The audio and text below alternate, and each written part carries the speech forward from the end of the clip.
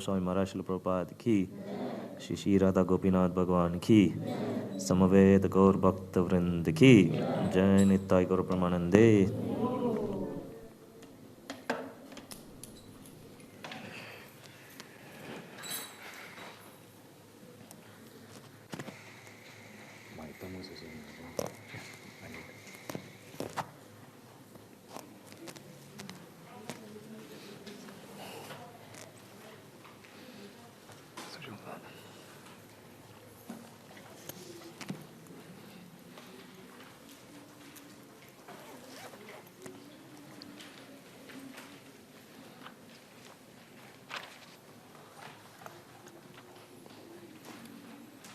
Let's offer our prayers. Om Namo Bhagavate Vasudevaya.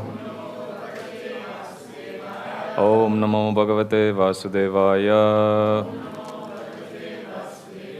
Om Namo Bhagavate Vasudevaya. Srimad Bhagavad Gita ki. Let's start our recitation. Shri Bhagavan Uvacha Maya Sakta Manapartha Yogam Yunjan Madashrayaha Ashamshayam Shamagram Mam Yata Jnasasi Tachrino Mata Parataram Nanyad Kinchidasti Dhananjaya Mai Sarvam Idam Protam Shudre Manigana Iva Yam Yam Vapi Smaran Bhavam Tyajatyante Kalevaram Tam Tam Yevaiti Kaunteya Sadha Tadbhava Bhavitaha Tasmat Sarveshu Kaleshu Mamanushmara Yudhyacha Mai Arpita Mano Buddhir Mam Yevaishasya Shamchayaha Mahatmanastu Mam Partha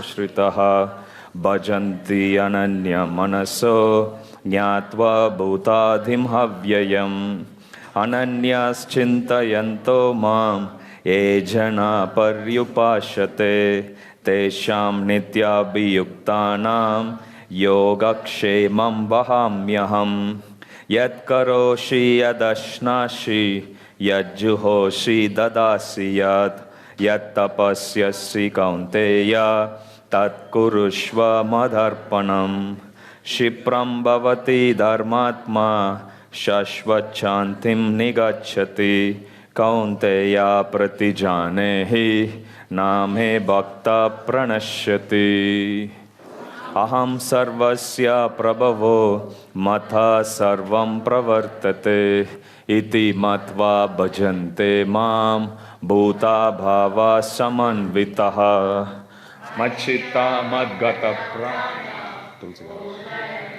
Parashparam Katayantascha Mam Nityam Tushyanti Cha Ramanti Cha Tesham Satata Yuktanam Bhajatam Priti Purvakam Dadami Buddhi Yogam Tam Yenam Ham Upayanti Te Tesham Evanu Kampartam Aham Ajnanajam Tamaha Nashayami Atma Bhavasto Jnana Deepena Bhashvata Mat Karma Krin Mat Paramo Mat Bhakta Sangha Varjitaha Nirvaira Sarva Bhuteshu Yasa Mameti Pandava Etu Sarvani Karmani Mai Sanyasya Mat Paraha Ananyena Eva Yogena Mam Dhyayanta Upasate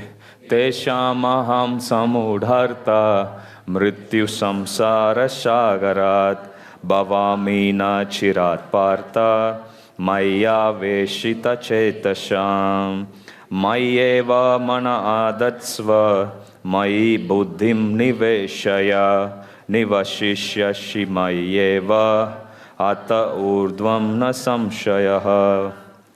Just fix your mind upon me, the Supreme Personality of Godhead, and engage all your intelligence in me. Thus you will live in me always without a doubt.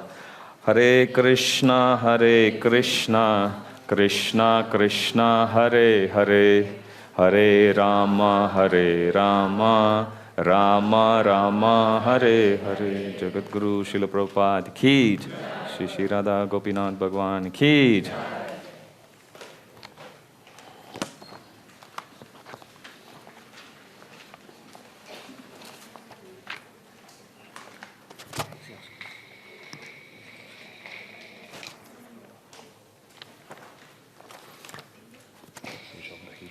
And you can open the window from outside.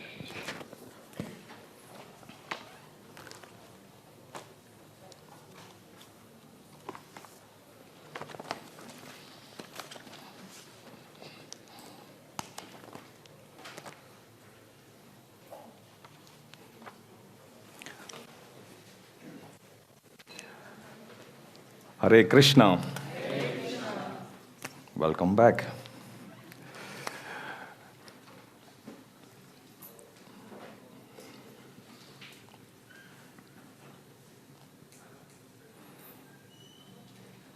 So we are continuing our discussion on Bhagavad Gita, 15th chapter, Purushottama Yoga, or Yoga of Supreme Person.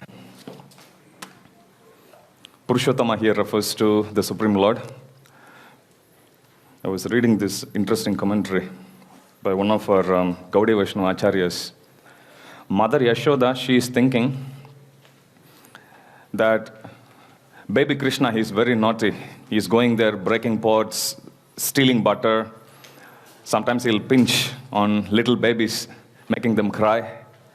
So as a very responsible mother, she feels that I have to do something to teach him good habits. Sometimes she'll show the stick, sometimes she'll time.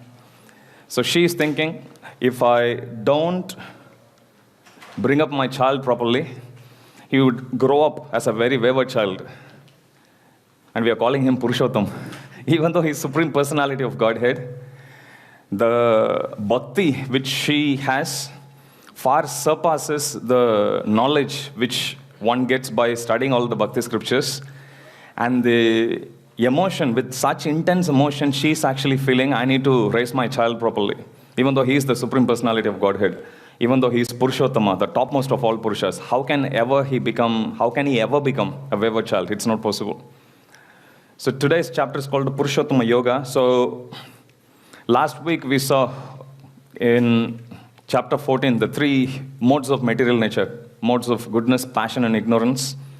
And Chaitanya Charan Prabhu, he was explaining how we don't need to feel so bad about these modes and how each one of those modes have a certain application. He was giving example. There are things which we need to plan well ahead. We need to clearly have a certain roadmap and we have to go. That's a mode of goodness. But then sometimes, despite your best plans, things may not go your way, in which case you have to just do the needful. You have to rush. So then passion can be. And then he was giving example of when you have to go to bed to take rest, there is a certain level of ignorance that's actually involved. So each one of them have its own purpose. Each one of these modes has its own application. So modes in and by themselves, they are not bad. However, us being attached to one particular mode, that is bad. If somebody becomes too much attached to passion, that's a problem. Somebody is too much attached to the mode of goodness and somebody too much attached to mode of ignorance. That's what is not recommended in Bhagavad Gita. Now, somebody may ask, what's the problem in me being attached to mode of goodness? If you read the previous chapter, it says there are two primary effects that comes with the mode of goodness. One is shuka, or happiness. And the second is jnana, which is knowledge. Mode of goodness brings with it inherently these two, brings with it these two byproducts, which is shuka and jnana. Now, as much as we would love to be in knowledge, as much as we love to be happy, to the same extent, we can get stuck also there. So that's why you will see sometimes people in mode of goodness, no matter how much you try to explain that that Krishna consciousness is actually spiritual, it is different, you would still find it hard to convince them. How many of you have that experience? As much as it is conducive, Prabhupada says it's a perfect launching pad for Krishna consciousness, provided the person in question is not attached to mode of goodness. If someone is attached, they would think, I'm already happy, I'm already in knowledge, what's the problem? I know all of that. So you will come across many who may have some preliminary knowledge about Bhagavad Gita telling us that. So we can conclude based on Bhagavad Gita, so that is a sign of mode of goodness. So even mode of goodness is also a little problematic sometimes if it's not applied properly. Prabhupada says these three modes, Prabhupada equates one mode of goodness, guna, or modes in Sanskrit, they are called guna. Guna technically means rope. So three guna means actually three ropes. So Prabhupada says, what's the difference if somebody is tied by a golden chain or a silver chain or an iron chain? Chain is a chain. So just because somebody's chain is made of gold doesn't make them any more liberated than somebody who is tied up with silver than somebody who is actually tied up with a chain made of iron. The effect is still the same. It's still not liberated. It's still a bound condition. So that's how we saw in the previous chapter the different modes and their application. We also saw how one can transcend these three modes and come to the platform of Brahman. How can that be achieved? By devotional service. So Krishna says, simply by being engaged in devotional service, one can come to the stage of Brahman and then he can be liberated. So this is how we finished the previous chapter.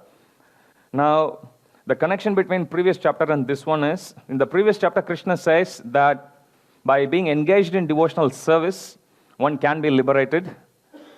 Now, being engaged in devotional service, it has two steps or two aspects to it. One is that there is a certain level of detachment which we have to cultivate, not necessarily as an additional step, but we need to be aware. We should not go out of our ways to still think, oh, I'm practicing Krishna consciousness, so I can still continue with my materialistic attachments. So we should be ready to let go. Prabhupada says in these purports in this chapter that simply by practicing Krishna consciousness, one will gradually develop detachment. So this process is very gradual. Prabhupada says this process is slow but sure. So that's where patience comes into picture. We'll be studying that in Nectar of Instruction, how much patience is actually required. So in 14th chapter, when Krishna says one should be engaged in devotional service in order to transcend the modes of material nature, yes, by being engaged in devotional service, as I said, one aspect is also being detached to materialistic enjoyment, and second is attachment to Krishna.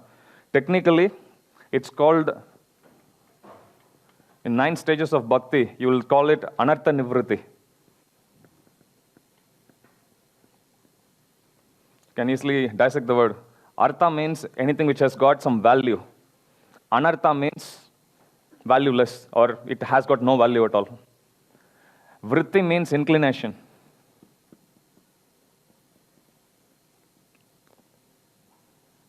Nivritti means no inclination, which means somebody who has no inclination towards useless things. In other words, the converse is also true. Somebody who has attachment for something which is useful, which is attached to Krishna.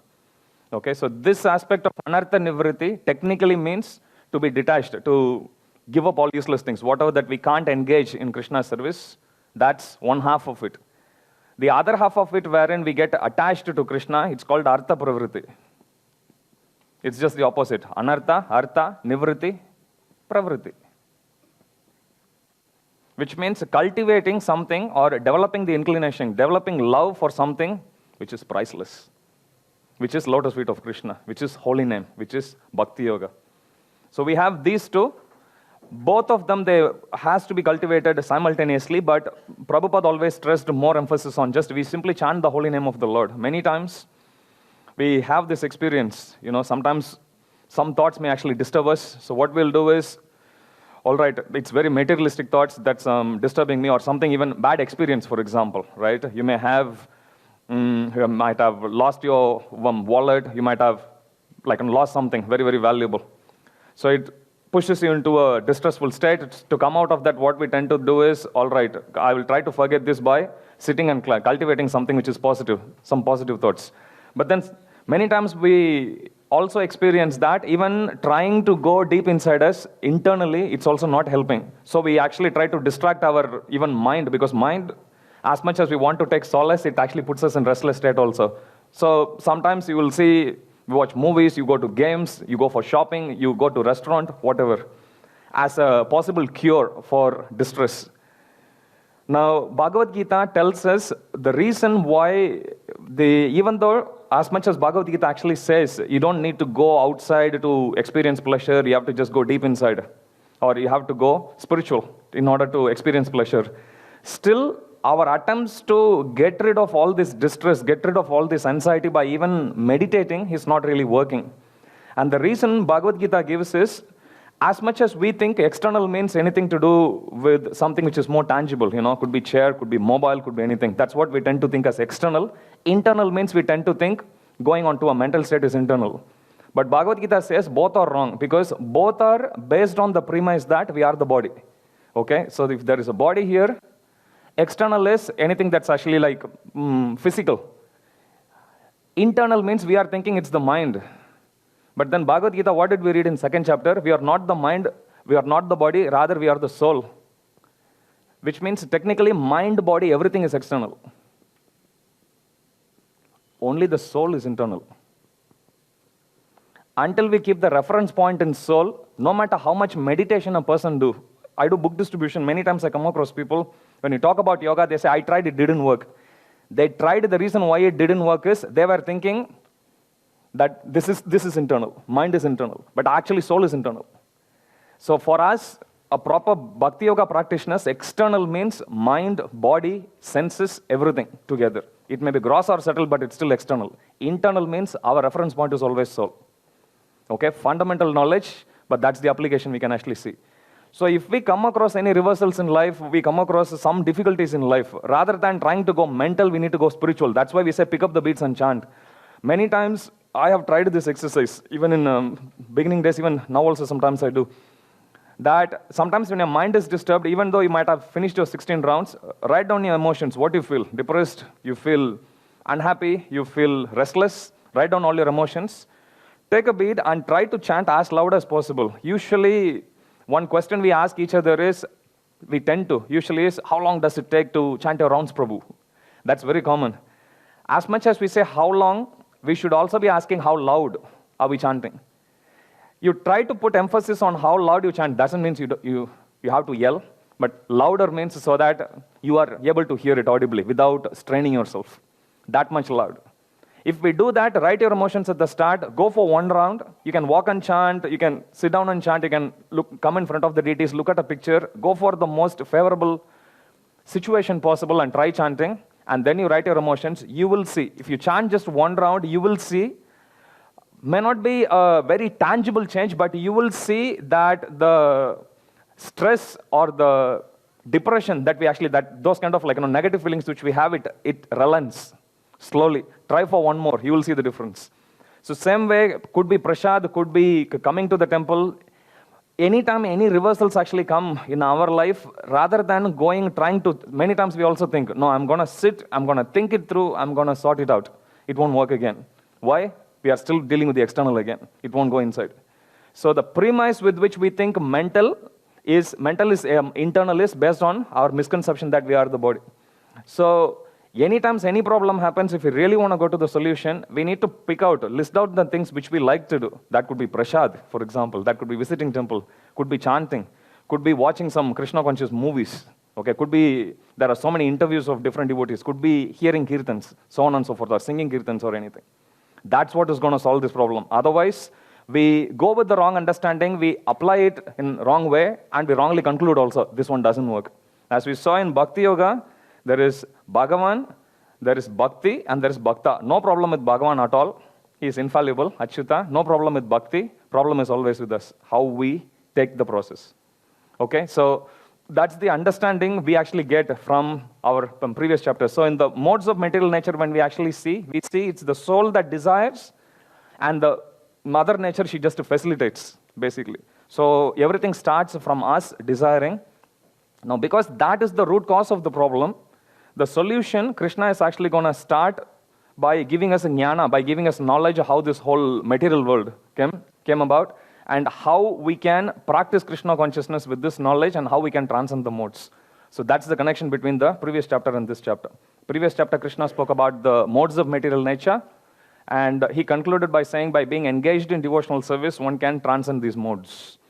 So this chapter, Krishna is going to say that, yes, by being engaged in devotional service, we can transcend these modes. What will also help us is if we develop this detachment from this material world. So Krishna is going to explain about this nature of the material world. So for that, Krishna is going to use a metaphor. So verse 1 to 5, if you see, Krishna speaks about detachment from this material world. Krishna Kumar Prabhu, do you have the picture of the banyan tree? So Krishna is going to use a metaphor of banyan tree. It's an upside down banyan tree. So if you look at this picture, I found this on internet. So you see there is Radha Krishna there at the top. So that's the spiritual world, the lush green top. And then we have the desire, that's like the water, and we see a reflection of that tree, which is upside down. At the topmost point of this inverted banyan tree is Lord Brahma. So material world actually starts from there all the way. But then the root, real root is there in the spiritual world. It's an upside down banyan tree, and we see here there is Brahma, and that's the main root, and there are other subsidiary roots. So the first couple of verses, actually, first 3 verses, Krishna speaks about the banyan tree. This whole material world is an upside down banyan tree. There are many roots there. The leaves, they are the Vedic hymns. So Krishna says, Chandamsi yasya parnani. Chanda is like the hymns. So Vedas are the leaves of this tree. Which goes to show if there is a tree, if something focuses only on the leaves, what does it mean? It's not really the complete picture. It's just one tiny bit of our knowledge. Okay, so Krishna is saying only that bit is the leaves. So that's the metaphor which Krishna uses. And then he says all the twigs, they are the sense objects. And all the fruits, they are the dharma, artha, kama, moksha, economic development, religion, so on and so forth. So that's the metaphor Krishna uses. Now, as much as we try to understand this tree, Krishna, after explaining all this, so this is the metaphor Krishna uses, and then he says it starts from Lord Brahma, it goes all the way below, it has its roots upwards, downwards, sidewards, everywhere. If we try to sit here and understand the form of this tree, it looks like one big mishmash there. There's no clear form. Krishna will say to Arjuna, after telling all this, by the way, this form is very difficult to understand. Very similar approach Krishna takes after explaining about karma in 3rd chapter, if you remember. Krishna says this is just too complicated. 4th chapter also you'll see. But Krishna says, but this is how the whole material world is about. If somebody goes, nobody knows where it starts, where it ends, and how to go in and come out of that. Everyone gets confused. There's a scriptural reference that actually says Lord Brahma, even when he read the Vedas first time, he was confused. He thought Karma Kanda is the topmost. Second time he reads, then he thought, no, knowledge is the next. Jnana Kanda. Finally, when he read 3rd time, when he recited 3rd time, that's when he's actually understanding, no, Bhakti is the topmost. Even Lord Brahma, it gets complicated for him. What to speak of us? So this is the metaphor which Krishna uses. We'll quickly go through. The Supreme Personality of Godhead said, so that's the verse 1, 2, he continues with the metaphor. If we go to 3 and 4, the real form of this tree cannot be perceived in this world. No one can understand where it ends, where it begins, or where its foundation is. But with determination, one must cut down this strongly rooted tree. Now, this is interesting. Krishna is saying that this tree is very, very difficult. This tree, what does it represent? The materialistic manifestation. In other words, our attachment to this material world. That's what it represents. If you look at the whole reflection of this inverted tree, what is supporting it? The desire. Which means our attachment is what that's manifesting this tree. So Krishna is saying, by this weapon of knowledge, that we are not the body, we are the soul, it's only the modes. Krishna uses that also in the metaphors. This tree is actually nourished by modes of material nature. So that's the water.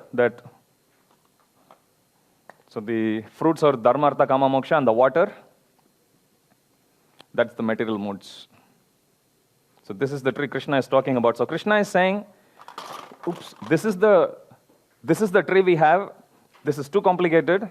Anyone who goes and entangled, Krishna says this tree is imperishable, which means nobody can destroy. Prakriti is eternal, as much as spiritual world is eternal, material world is also eternal. But Krishna is saying, however, our attachment to the material world doesn't have to be eternal. It can just be there for some time, temporary time, short time. So with this knowledge, Krishna is saying, take this weapon of knowledge and cut down this tree. In other words, cut down this desire to be with this material world, and that way you can be detached. Now, it's easily said than done. Krishna himself is accepting. If you read this verse carefully, Krishna is saying, this is 3 to 4 again, the real form of this tree cannot be perceived in this world. No one can understand where it ends, where it begins, or where its foundation is. But with determination, which means it's not going to be an easy task. It's going to take time.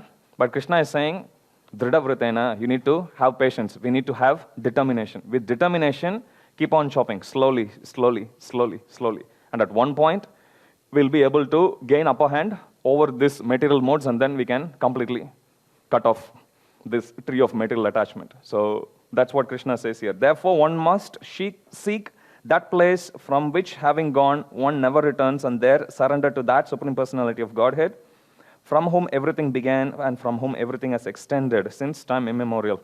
So Krishna is saying, take this weapon of knowledge, keep on chopping her material attachment, and once you do that, what do? Then transform ourselves or transfer ourselves from the material world to the spiritual world. And then Krishna says, once somebody goes there, he will never have to come back again. But in order for us to go there, are there any qualifications? Krishna will explain that shortly. So, next verse, verse 5, speaks about what qualification is required for us to be able to chop this materialistic attachment and to transfer ourselves to the spiritual world. So there are a lot of qualities here. Krishna says, those who are free from false prestige, illusion, and false association, who understand the eternal, who are done with material lust, who are freed from the dualities of happiness and distress, and who, unbewildered, know how to surrender unto the Supreme Person and to go to that eternal kingdom. Nirmana moha jita sangha dosha adhyatma nitya vinivritta kama. Vinivritta kama. If you remember, 3rd chapter, Krishna says, what is our eternal enemy? Yes. So Krishna here, he says, Vinivritta kama. Again, comes from the same root. Vritti means what? Yeah. So kama is lust. Vritta is inclination. Nivritta means it's negated, so no inclination. Vinivritta means completely, which means you eradicate the lust completely. Only such person will be able to go to the spiritual world. Now, how are we going to work on that? Prabhupada, as he always quotes, simply we focus on chanting Hare Krishna, hearing attentively, following devotional service. Where is the question of mind? We don't need to worry about how to do this, but this, even though this is given as the qualification, we don't need to break our head to see how am I going to completely get rid of this.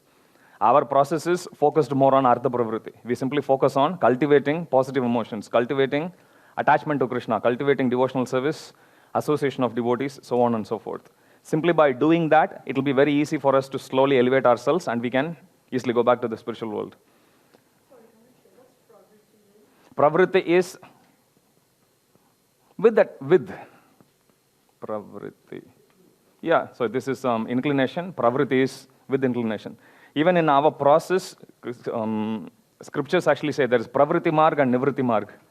Pravritti means to try to satisfy all our desires of sense enjoyment.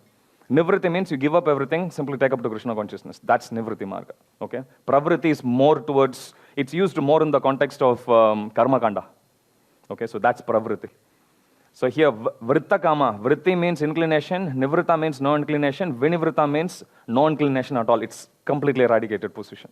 So that's the status we have to come to. So some other qualities Krishna is giving. False prestige. A story comes to my mind. In Bengal, early 20th century, there was a very big philanthropic person by name Lala Babu.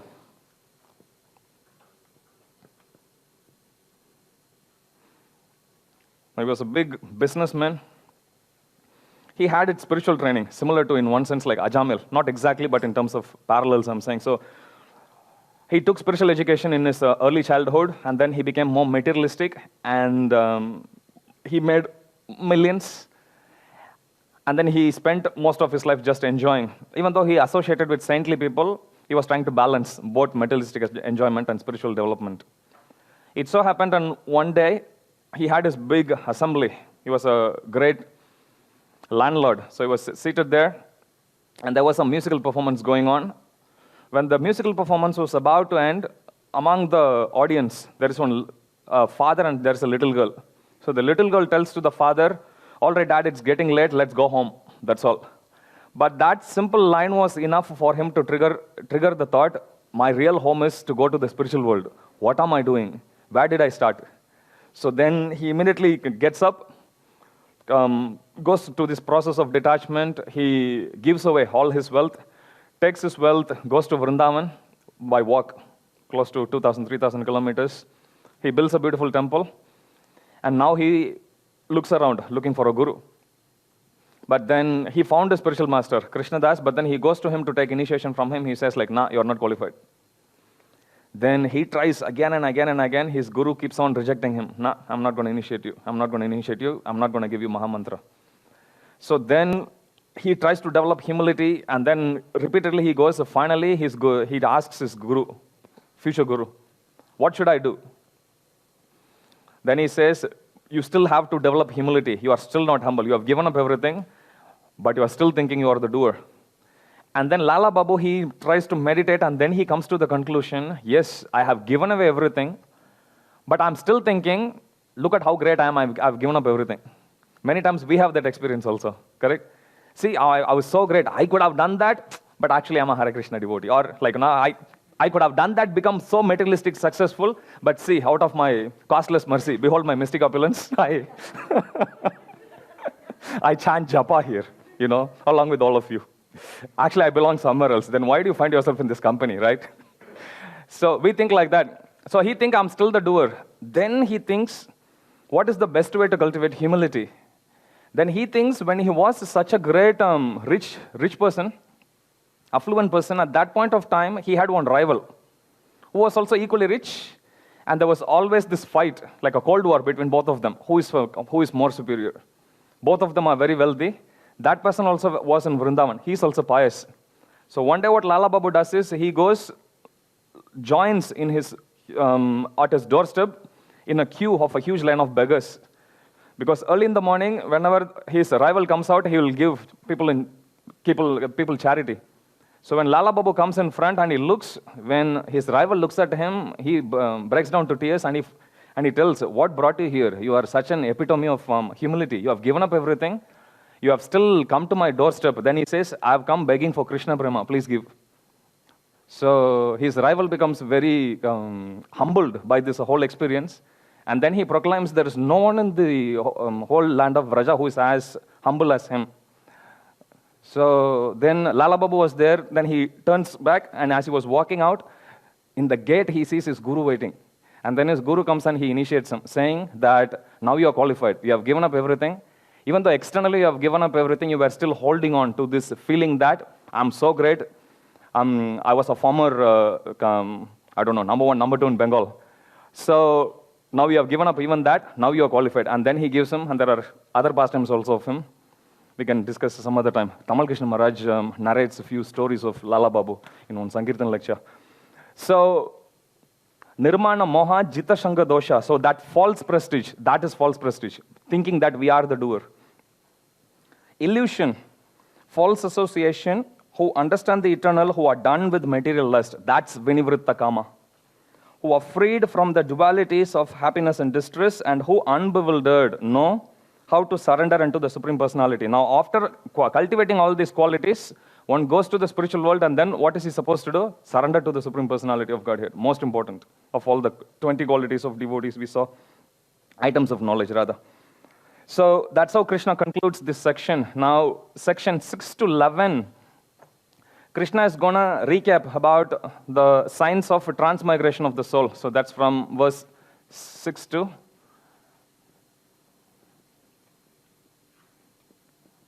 transmigration means after death, where is the soul is going to go to?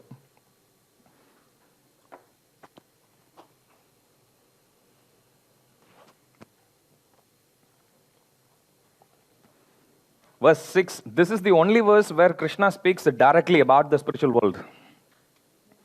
Natat bhashayate suryo. That supreme abode of mine is not illumined by the sun or moon, nor by fire or electricity. Those who reach it never return to this material world. Now, when it says that supreme abode, which supreme abode? To understand that, if you go to verse 3 to 4, so there Krishna says in the later half of the translation, therefore one must seek that place. So it's that.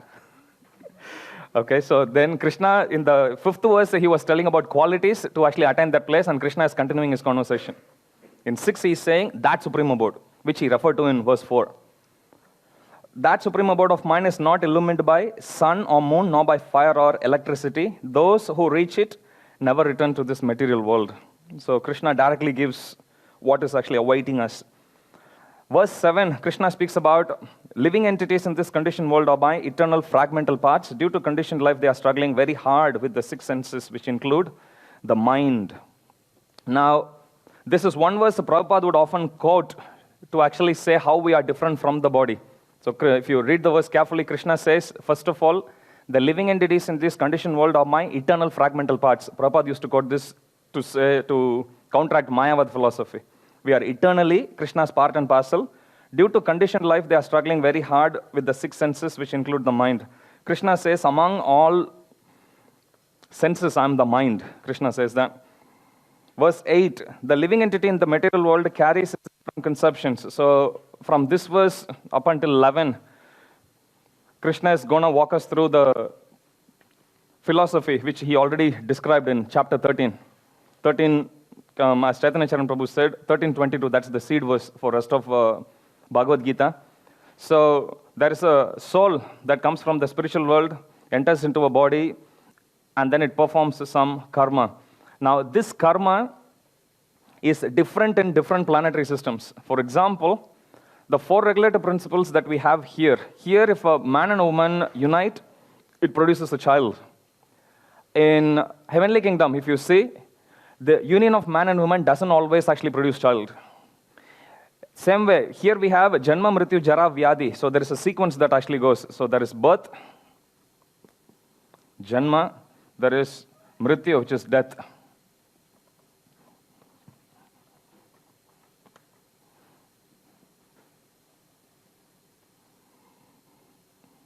Then there is Jara and there is Vyadi. There is old age and there is disease.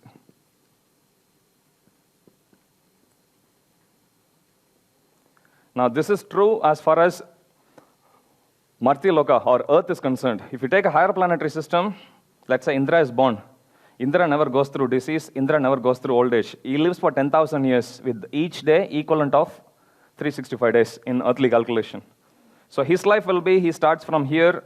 This is the 10,000. So there will be birth. There will be death. From here all the way till here, he'll be youthful. So karma, it actually acts differently in different planetary systems also. But in general, Krishna is speaking here for earthly kingdom in general.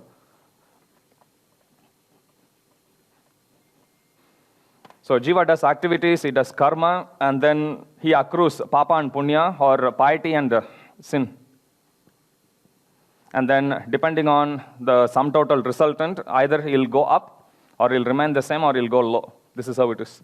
So Krishna explains this whole sojourn of this tiny little jiva, or the soul. Okay, it comes into the body, performs some activities, accrues some pious and impious reactions. What is his future going to be?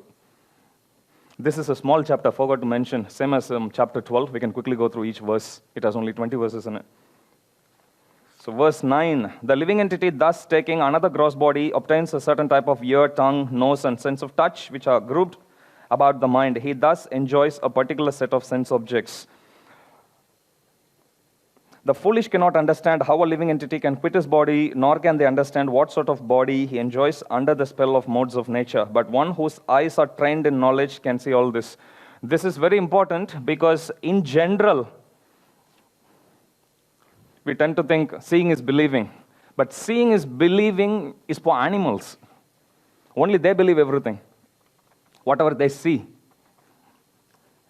But if you look at how our intelligence works, whether we may be devotee or not, we actually see something, we capture some information. It is actually fed through our senses, and then it's the mind that assembles all of them. And then it comes to a conclusion, presents the choice to intelligence, and intelligence finally in turn deciphers. So seeing is never believing. For example, okay, so this is x-axis, this is y-axis. You take a curve, okay? If I tell you this is dollar and this is year, you are seeing something, two lines, and there is a curve that's going. But as soon as I put a dollar and year, immediately we think, okay, dollar value is actually increasing. So there is certain amount of intelligence that's also involved in our seeing. Seeing just captures the information. Even if you look at our physiology, brain just through each one of these different senses, it just captures the information and then just sends it to the mind. Brain itself can't really assemble. Then it gives it to the mind. Mind in turn integrates all this information and then it fed it to the intelligence. Intelligence in turn then deciphers what is right or not. So there is a whole science that's actually involved. So generally when we see, it's not really just the eyes that's capturing a certain set of information. Krishna is touching on jnana chakshu, or the eyes of knowledge. When we understand how to even study a basic graph, even a dip in the curve or a blip or a spike there rather, it gives us a certain bit of information, helps us to understand more than what meets the eye. So Krishna is saying it's exactly how spirituality also works. We look at a dead person, we look at a living person, somebody's body is very healthy, somebody's body is not moving. With that, okay, eyes is capturing, but somebody who is foolish, Krishna says, somebody without this basic knowledge of Bhagavad Gita, that you are not the body, you are the soul, he can't really understand much. So Krishna is saying, equip yourself with all this knowledge. With that, we'll be able to live in this world properly without getting oneself attached to. Otherwise, we saw this eternal enemy, lust. If we analyze our experience with lust, repeatedly it has let us down. Repeatedly, there are attempts that has actually led us to trouble. Nevertheless, we are not ready to let go. We are still holding on to it. Somehow thinking, let me try differently. Let me try changing the partner, or let me try changing the experience, change the situation, change everything. But no matter what, we are having this very deep connection with lust. And if you really see why we are still holding on to it, it's simply lack of knowledge. We think that lust is all in all. That's the topmost source of pleasure. Prabhupada says it's true. There is a certain amount of pleasure that's there. But our experience is such that what we, deep inside, we want is an unending pleasure. Something which is at our disposal all the time. It should never start, or rather it should start, it should never end. It should keep on going. So that's the premise with which we approach every single time, trying to create that experience with it. But then time and again, we actually go through this experience also, wherein we are completely being let down. Nevertheless, we are still holding on to it. Krishna says the reason why we are still holding on to it is because of lack of knowledge. We have no idea of some high level of happiness. And Bhagavad Gita teaches us that that sense of happiness, that level of happiness can be given only by one personality, which is Krishna. Simply holding on to him, he will be able to give us that level of happiness. But for us to attain that, there is a process, obviously. Prabhupada, that's why he says it needs patience, it needs determination. However, Krishna is such that he never sits and relaxes. One of Krishna's name is Alaya, which means one who is not lazy. You will never see Krishna. We were giving this example from GPS. Okay, GPS never stops. It will say turn right, turn left, go straight. If you skip 20 times, it will still keep on giving options, more and more options. So Krishna keeps on waiting for us, irrespective of whatever species of life we take. Krishna keeps on waiting. Krishna keeps on actively working to give us more opportunities again and again and again. Krishna never stops loving also. He is also willing to forgive us all the time. So we can see these glorious qualities of Krishna, and if we simply make little attempt, Krishna will give us little glimpse.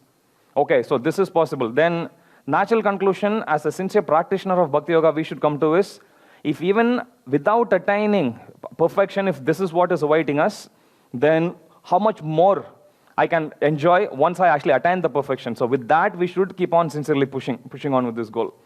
So Krishna says in this verse 10, the foolish cannot understand how a living entity can quit this body.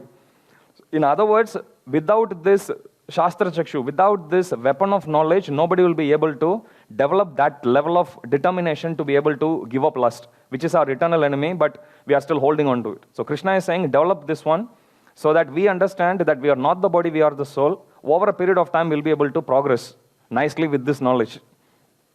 Verse 11, the endeavoring transcendentalists who are situated in self-realization can see all this clearly. But those whose minds are not developed and who are not situated in self-realization cannot see what is taking place, though they may try. The problem with our materialistic life is it never allows us to enjoy the emotions.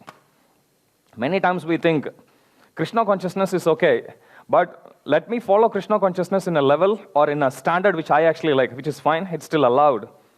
But to completely brush aside the rules and regulations that's given in scriptures, that is where the problem lies. Because Prabhupada says there is a medicine and there is a prescription. If we take the medicine only with the prescription, can you expect desired result? If we touch the medication itself, the prescribed medicine, it's a problem. When we touch or when we fiddle with the prescription, then that's also a problem. However, to come to that level of perfected stage of practicing Krishna consciousness, we have to start somewhere, so let us go slowly. However, we can't brush this one aside completely because we won't get the desired result. So Krishna here, he says that the endeavoring transcendentalists who are situated in self-realization can see all this clearly. If somebody who is with the materialistic tendency, he tries to see any of this, then it may just look too restrictive. Have you come across somebody who you try to preach Krishna consciousness to, and they tell it's just too restrictive? No onion, no garlic. That puts off many people actually. Vegetarian is okay, but why no onion and garlic? Have you come across? It always happens. Why? Why? People ask. Why not? We should ask them back. Because be it health reason or be it how it actually affects our emotions, how it releases toxins in our body. If you even study, if you go to, there is a restaurant here nearby, they have a whole booklet that actually says, it's a Buddhist restaurant, they say why we should not take onion and garlic. It's in St. Leonard's. What harmful effect it actually brings to our body. Now, scriptures itself, if you actually see in the point of rules and regulations, usually if you take Lord Ram, we are going to celebrate his birthday soon. Lord Ram is known to follow, he is Maryada Purushottam. He followed every rule to the dot. Many times when you look at how strictly he was following it, sometimes even scares us. Now we may think, if we follow too much rules, wouldn't the process make us too mechanical? Okay? Shouldn't we just be focusing on our emotions? After all, this is Bhakti Yoga. Why 16 rounds? Why 4 regulative principles? There is Krishna and there is me, so let me love Krishna. Yes, we can. But there is a process, there is a template which we are told to follow. Now, if we follow just the rules and regulations, can it help in our bhakti? Lord Ram says yes. If you look at all the different avatars of the Supreme Lord, there is no other Supreme Personality of Godhead expansion. This is Swayam Bhagavan himself, who followed the rules to the dot as much as he did. Okay? He came as a human for that matter and he followed everything sincerely, end to end. However, if you read Ramayana, there is no other scripture you will find that brings out as much devotional emotions as much as this particular scripture does. Okay? So Lord Ram clearly is saying, I simply follow the rule, but look at simply by reading that, the amount of emotions that it's actually evoking. That is the proof that simply if we follow the process of Vaidhi Bhakti over a period of time, following in the footsteps of Lord Ram, we will also come to a point, just like we get the effect of heart-rending emotions when you actually read Ramayana. So same way Lord Ram is actually telling, simply follow this process We will come to a point wherein simply when we chant Krishna's name once, it will also evoke the emotions. So that's the lesson one lesson we can learn from Ramayana. Verse 12 to 15. Now, 6 to 11, if you see, it talks more about Atma Tattva, Divya Jnana, everything, which is a bit more complicated. So Krishna says, fine, let me teach you about my supremacy, about how I'm maintaining this world. So that's what Krishna is going to explain to us in verse 12 to 15. It's going to talk about how Krishna is the maintainer. How he maintains this world on different levels. He maintains how on physiological level, how on cosmic level, how on spiritual level. We'll see. So verse 12. The splendor of the sun which dissipates the darkness of this whole world comes from me, and the splendor of the moon and the splendor of the fire are also from me. So Krishna says, it's not just me seated inside your heart as a Paramatma, as a super soul. It's also me who is the cause of the splendor of the sun, moon, fire, everything. So Krishna is saying, I'm still the maintainer. So Krishna is saying, so try to cultivate some bhakti to come back to me. So that's what Krishna is saying. Verse 13, I enter into each planet and by my energy they stay in orbit. I become the moon and thereby supply the juice of life to all vegetables. Prabhupada says that for the growth of any plant, sun is required, but for the taste of any vegetable or fruit, moon is required. Okay, moon gives the juice to all the vegetables.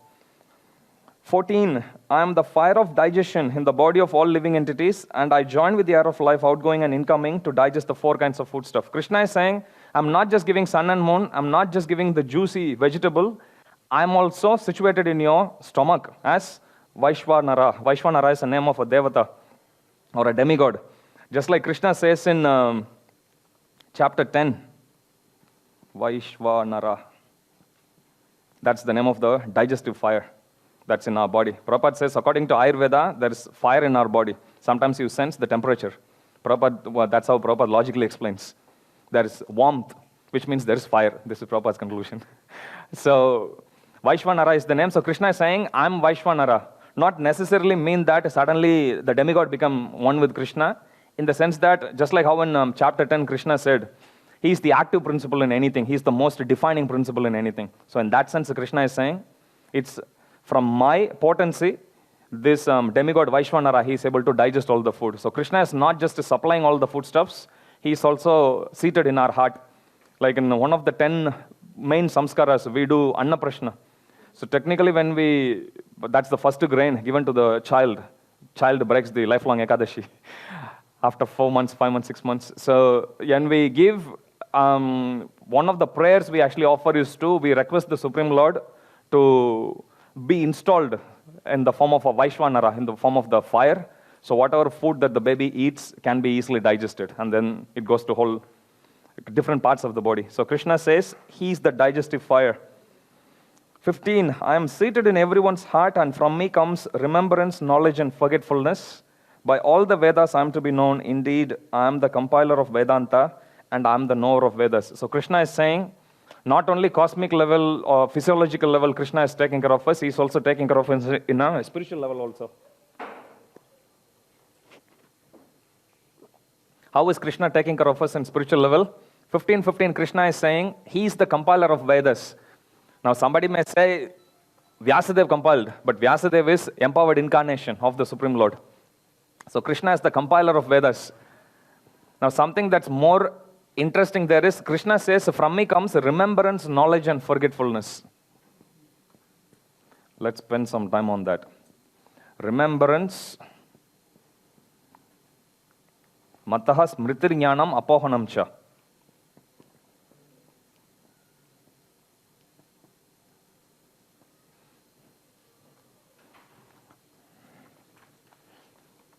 So Krishna gives remembrance, he gives knowledge, he gives forgetfulness. Remembrance. How does Krishna act in the life of a beginning level bhakta or a beginning struggling sadhaka, so to speak? And how is Krishna acting in the life of somebody who is very seriously practicing Krishna consciousness for some time? For somebody who is just starting to practice Krishna consciousness, because his grip is hold in Krishna consciousness, Krishna's lotus feet is not strong, his attachment to materialistic enjoyment is still very strong. Krishna allows him to remember all his material desires. Okay, so that's the toughest time. Usually when you bring somebody to Krishna consciousness, that's the biggest challenging time in the life of any bhakta. Even many of us in this room, we might have had this experience. Like you start to chant Hare Krishna, yes, it gives me relief, and then we experience a relapse. How many of you have that experience? We slack a bit. And then suddenly you think, hey, I used to be a Hare Krishna for some time. And then we pick up the beat, again we chant for some time, again, only to find ourselves again relaxing. Again we try, again we relax. Over a period of time, nevertheless, we still, Dridhavrita, we still keep on doing.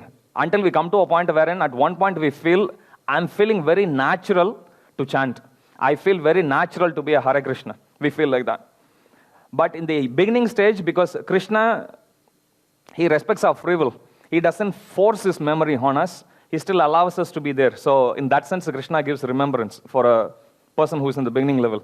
Now that's also a lesson for us to understand based on our experience, that if we bring somebody to Krishna consciousness, that's the time when we need to give them also a lot of attention. Because they said no to Maya. I mean, no to materialistic enjoyment, rather. It's Maya. But anyway, so give that. So they have given up something and they are still in a constant search. But the bliss in Krishna consciousness is still evading them. They come here, they see jumping up and down, some monks jumping up and down. They think, what is this? They don't feel the same ecstasy and they just walk out. And you will never see them again. So we need to explain to them that this is how the process works. We have to gradually go through, but we will still get some glimpse. Just like sometimes you go to supermarket, they'll give you some sample soap, sample shampoo. First time they'll give you. So you go there. Second time you try asking them, they won't give you. The point is they'll give you little. You enjoy that or use that. With that you develop some attachment and you are supposed to buy. So same way Krishna, he also gives some sample ecstasy. When you come in, when prasadam, when you take, or when you come to Krishna consciousness, when you take darshan of Gopinath, or when some kirtan is going on, so on and so forth. But then with that experience, we can then explain, okay, so you see, you experience a little bit. As you progress, you will actually experience the same ecstatic emotion all the time. That's something that's relatable. But we need to patiently walk through the process until they come to a point that they are actually stable. And then after that, it's easy for them. They can stand on their own legs. They can continue. Even if mind goes, everyone is still equipped with enough knowledge, equipped with enough experience. They know how to take guidance. We should still continue, but that initial phase is very, very tricky. We can take lessons from our own Krishna consciousness. There's no point in reinventing the wheel. So we need to make sure that others don't go through the same struggle which we did. So that's remembrance. Krishna also gives us the knowledge through the different scriptures. Prabhupada writes, Krishna is Chaitya Guru. Chaitya Guru means he's inside our heart.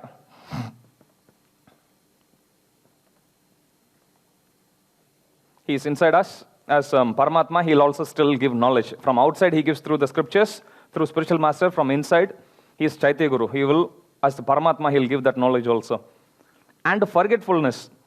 Now, forgetfulness for a beginning level bhakta or a struggling sadhaka, forgetfulness, he will study some scriptural injunctions. He knows exactly he is not the body, he is the soul. He knows the nature of the lust and everything. But as soon as some temptation comes, he'll happily forget all of that and he'll still go and take shelter in materialistic enjoyment.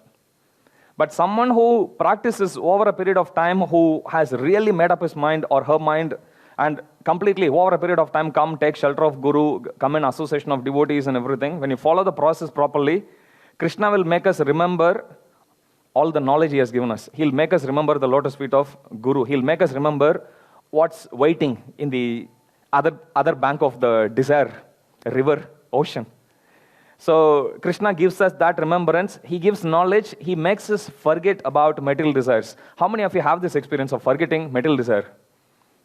We think, at this point I can't do it. I'll come back later. Let me get stable in Krishna consciousness. I'll come back. Sometimes we'll helplessly practice in Krishna consciousness initially because we simply can't fulfill materialistic desire. We try, we just give up. We get fed up at some time and we continue doing. But the pleasure we get in Krishna consciousness will soon start to outperform the potential happiness that even our materialistic pursuit would have otherwise awarded. And then after some time, you can't relate to it at all. Like, Many of us come from meat-eating background. Nowadays you go, you can't stand the smell of the meat. How many of you have that experience? See? So that forgetfulness Krishna gives. We ourselves forget. Sometimes I visit my home and I go to a room and say like, why is this room so dirty? They say, that's your room. In my home in India. So, but we forget about it completely. So this is, Krishna says, from him comes remembrance, knowledge and forgetfulness. Now you can see it's the same Supreme Lord, but he is facilitating. Upadrishta Anumantacha, we saw in 13th chapter. Bharta, Bhokta, Maheshwara. So Krishna, he's a witness, he allows and he observes also, awarding people according to karma in the form of Paramatma. But as the Supreme Lord, Krishna, he shows favor. As soon as we pick up the beats and chant, it's Radha Gopinath who is with us. See, Radha Gopinath Bhagavan ki jai. So then Krishna will actually give us what is the best way, and the plan which Krishna gives will be different for different people. If you read even scriptures, there are instances where Krishna expanded time. If you take Ras Leela, Krishna danced with the gopis for a whole night. And the night, scriptures actually explain, that night extended to one night of Brahma. How long was it? One night of Brahma is 1000 Divya Yuga, or 1000 times 4 yugas. Okay, so it's a lot of time.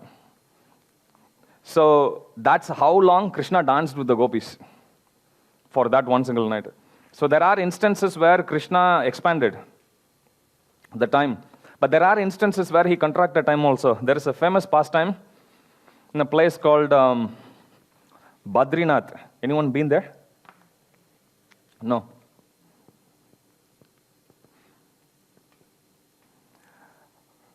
Himalayas.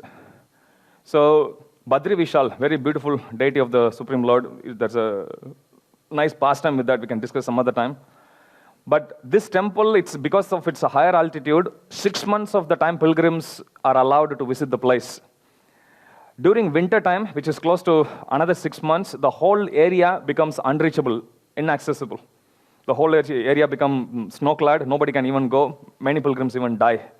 So there was one Vaishnava who went from South India all the way to Badrinath, because in those days, when they go past a certain age, they'll just keep going Padayatra for different places of pilgrimage, never to return back to the home. They'll just die. If you see even Pandavas, they just travel up north. That's how they just drop down dead.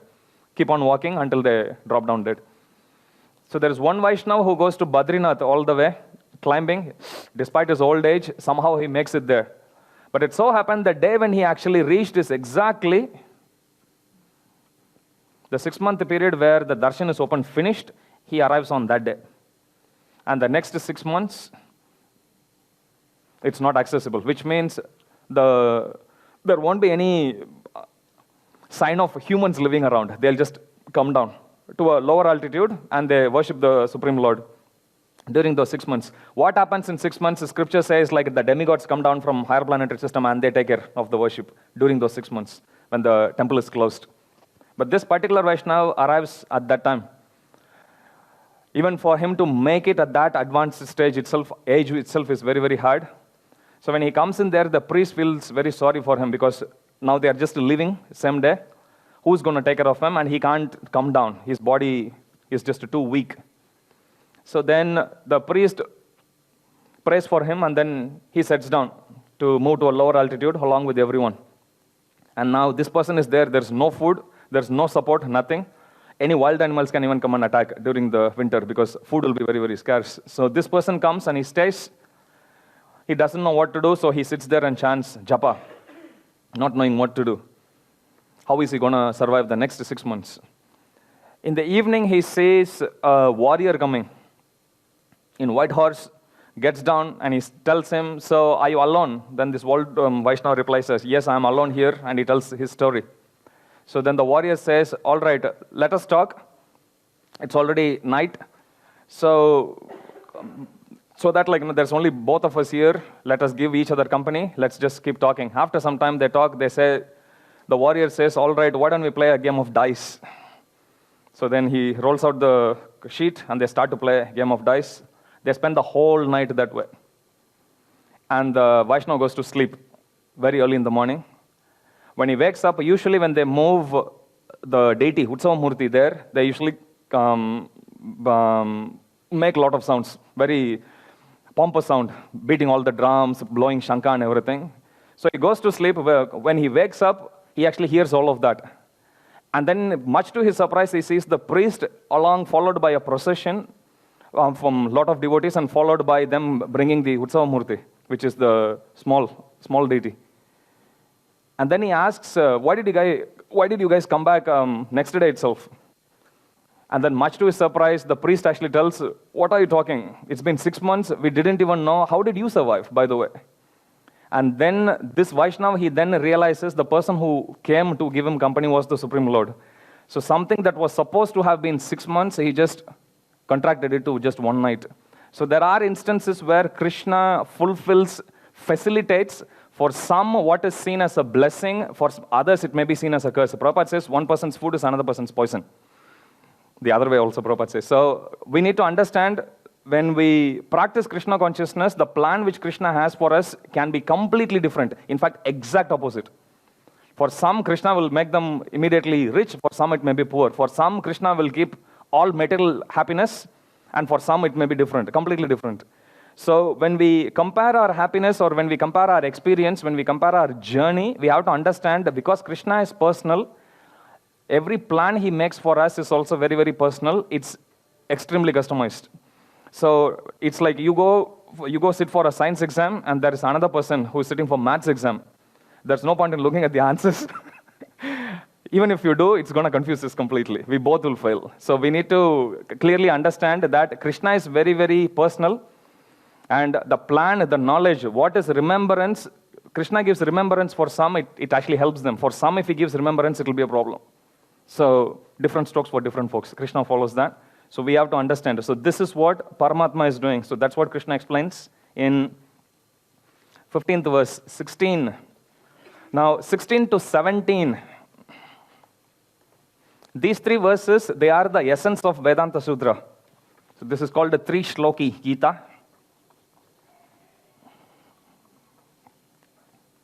Or the essence of Vedanta.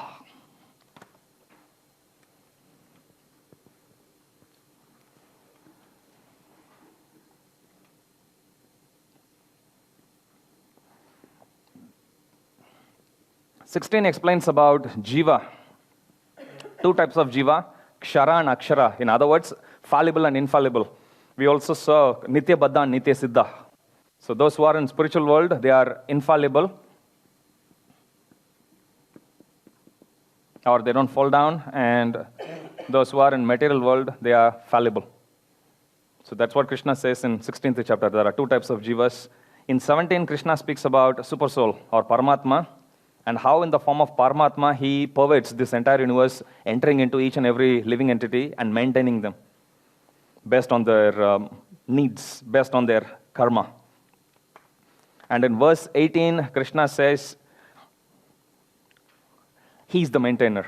So Krishna establishes his supremacy in verse 18. Sometimes you will see, if you even read first section, Krishna says, after cutting down this forest of materialistic enjoyment with the weapon of detachment, one should give up everything and go to that part of the spiritual world. There one should worship that Supreme Lord. He says like that. So whenever Krishna speaks in materialistic terms, Krishna says Supreme Lord as that person, as a third person. But whenever Krishna says, Natat Bhashayate Suryo, that supreme abode of mine. But when Krishna keeps his reference point as the spiritual world, usually that's how he speaks in Bhagavad Gita. When he keeps spiritual world as his reference point, he will say, come to my place. Once you come, I will take care of you, I won't let you go. Okay, so sometimes Krishna speaks about the Supreme Lord in third person. That's what Krishna said here. But in 18, Krishna will say, by the way, I'm that supreme person, I'm the one who is the greatest, and I'm the one who is glorified in all the Vedas. That's what Krishna actually says. So quickly we'll read through these verses. There are two classes of beings, fallible and infallible. In material world, every living entity is fallible, and in the spiritual world, every living entity is infallible. Besides these two, there is this also, by the way, this also goes to show that we may be fallible, but once we go to the spiritual world, we'll become infallible. Krishna says, once you come back, you will never go back. Once you come here, you will never go back again. Yadgatva na nivartante, Krishna says. Okay, so 17. Besides these two, there is a greatest living personality, the Supreme Soul, the imperishable Lord Himself, who has entered the three worlds and is maintaining them. So that's Super Soul. Verse 18. Because I am transcendental beyond both the fallible and infallible, and because I am the greatest, Krishna is saying in first person, I am celebrated both in the world and in the Vedas as that Supreme Person. So this is the essence of Vedanta. So these three verses, it's called Trishloki Gita. We also saw Chaturshloki, 10.8 to 11. Okay, 19 and 20, if you look at your chapter summary.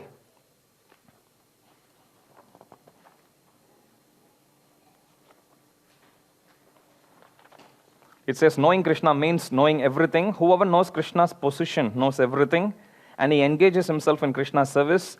Knowing this most confidential part of Vedic scriptures makes one wise and brings perfection to his endeavors.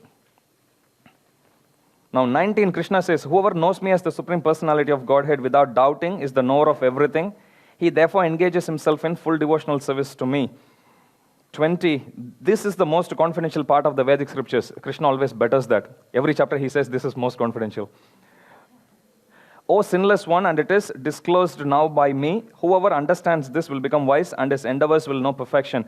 Prabhupada says, in the purports, if you actually read, Prabhupada says that this is the sum and substance of all the knowledge, that Krishna is the Supreme Lord, we are the jivas, we fall in two categories, fallible and infallible. Our activities, if you remember the woodcutter example we were discussing, Baladev Vidyabhushan's analogy. In any action that is actually taken, the woodcutter himself, there are three things that are, for a woodcutter cutting the wood, there are three things that are involved. There's the person himself, there is the hand, and there is the axe. So the hand is the jiva, the axe is prakriti, and then the person himself, he is the Supreme Lord. So the Supreme doer, permitter is the Supreme Lord. Through the agency of prakriti, we do the karma. And the person who makes the choice to do karma is us. Prabhupada says in the purport that this devotional service is the only cure for us to extricate ourselves from this material world. And Prabhupada says this devotional service is done under the purview of internal energy. Mahatmanastu Mampartha. So Prabhupada says that, which means devotional service is not a material activity. Sometimes we may get frustrated also when you try to do.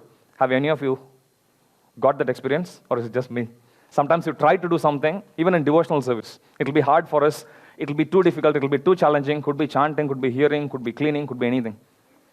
But Krishna says, Prabhupada says, all of this is under the purview of internal energy only. Chittahari Prabhu, in Australia, he once, on a morning walk, I think in Melbourne, he asks Prabhupada, I heard that some devotees are saying the anxiety which we actually go through for spreading your message, for even distributing your books. Devotees say to take it easy, those emotions or that anxiety is material. Is that true? Prabhupada says no, that is spiritual.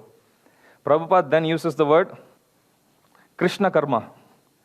And Prabhupada says, Mother Yashoda, 24/7, she's always going through that intense emotion, intense anxiety. So Prabhupada says, that is Krishna karma. The anxiety which we take to do our service. Okay, sometimes if you plan for an event is supposed to start at 6, it gets pushed to 6:30, then we go to anxiety. Or sometimes if you want to cook some feast for devotees, you offer, you begged it, everything, and then only then you realize you forgot something, salt. Okay, any such anxiety which we actually go through, Prabhupada is actually saying they are all Krishna karma, and Prabhupada is saying that is the perfection of life. But if we don't do this for Krishna, the tendency of our soul, which is us, it is simply to keep on doing work. If we don't take this Krishna karma, then Prabhupada says you'll then go to Maya karma,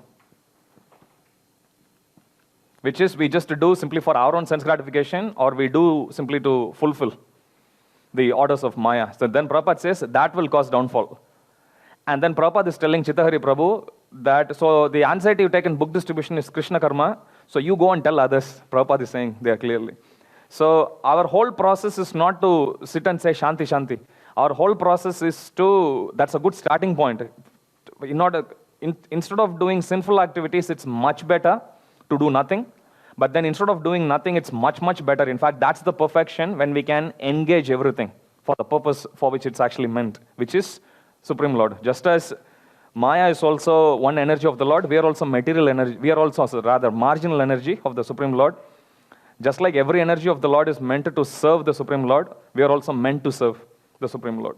So that should be our position, and to fulfill that purpose, whatever difficulty, whatever pain we actually go through, Bhaktivinoda Thakur actually, he says that they are sources of pleasure, even though they seems like pain.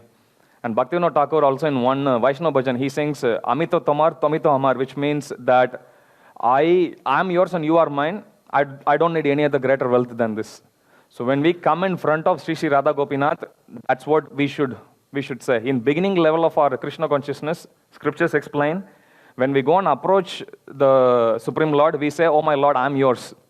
But then as we progress so much, and we know only person who we have in our life is the Supreme Lord, the emotions will actually slowly increase, and at one point we will come to the point of telling Supreme Lord, I am yours and you are also mine. Okay, so to come to that state, Krishna also, Prabhupada says, initially if somebody tries to practice Krishna consciousness and he just loses patience, gives up and he goes, Prabhupada says, Krishna will let him go. And then Krishna will play on the rebound again. When the person goes there, hits a brick wall and then like, hey, why? And then comes back. But experiential knowledge, I hear some laughter. Now, Prabhupada also says, but somebody who is practiced for some time, for some reason, he gets allured, goes away. Prabhupada says, in Bhagavatam, he is writing in second canto, Krishna will hold him by his collar and he'll bring him back. So for us to be able to come to that position, to be able to be protected, to be able for our bhakti to be protected, we should keep on endeavoring. From our side, we should keep on doing.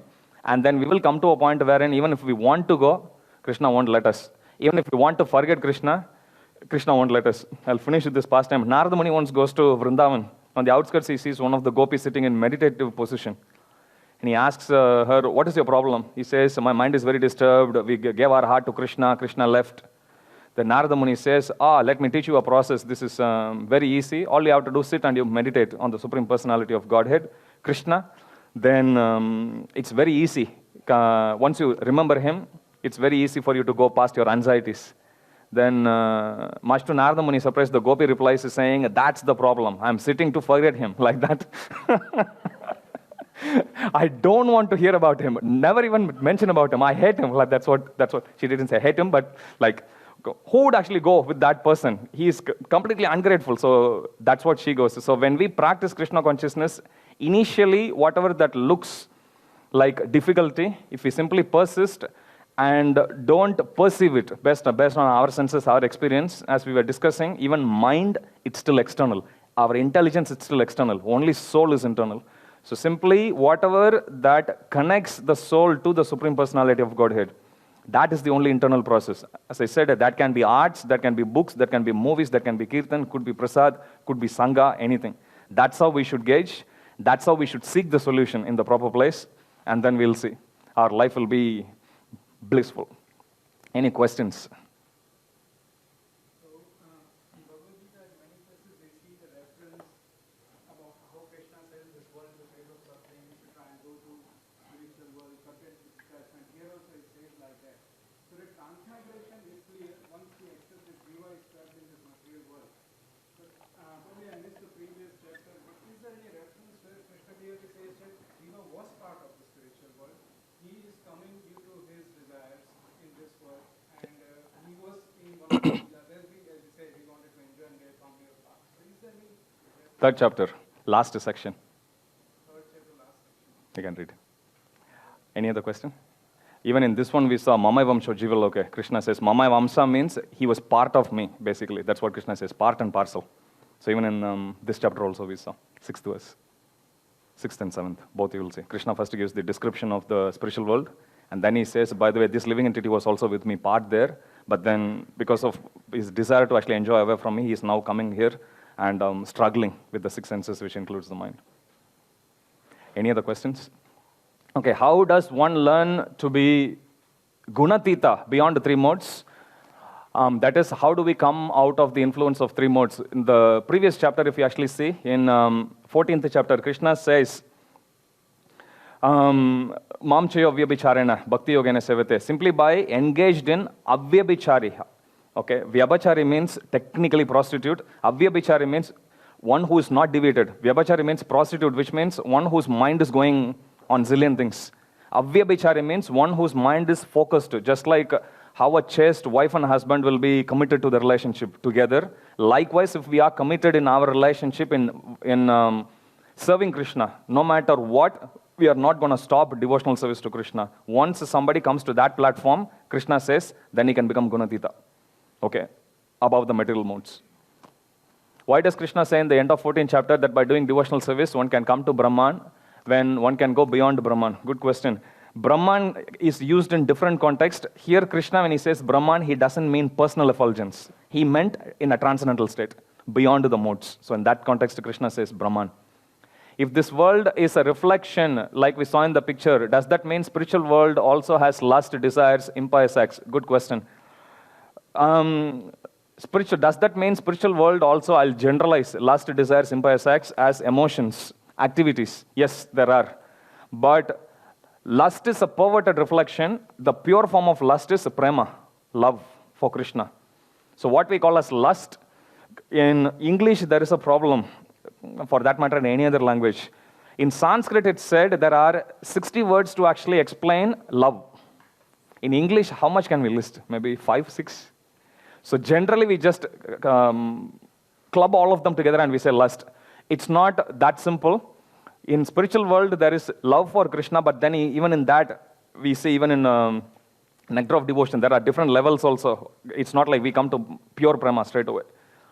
So that's why it is said, like in any form of bhakti, which we practice in our day-to-day lives, the purpose of bhakti is to teach us Krishna as the Supreme Personality of Godhead. However, Krishna Prabhu, however, in Vraja Bhakti, it's said the process of Vraja Bhakti which Chaitanya Mahaprabhu has come down to give us is to, yes, in the beginning level we actually do, once we attain, the conclusion we'll come to is Krishna is not the Supreme Lord. Okay, so that's the conclusion. So even in Prema there are many different levels. But here we see, does that mean it has lust? It has love. The pure form of lust is love. Do we have desires? Prabhupada says that in our material world, if somebody is doing well, we try to pull the person's legs to say, I'm still superior. But Prabhupada says in spiritual world, if one gopi sees another gopi doing service, she will then see, how can I actually better that gopi to gain the favor of Krishna? So that's a positive way of engaging that. So even there you can see, it's not really envy, but spiritual envy. Again, limitation with the language. So same way, impious acts, there's no impiety at all there. There's activities, there is devotional service. Whatever that we have here, like when Krishna says, that supreme abode of mine is not illuminated by sun or moon. Does that mean there's no moon? In Ras Leela we see Sharad Purnima, there is moon. However, in material world, moon is a source of light at night.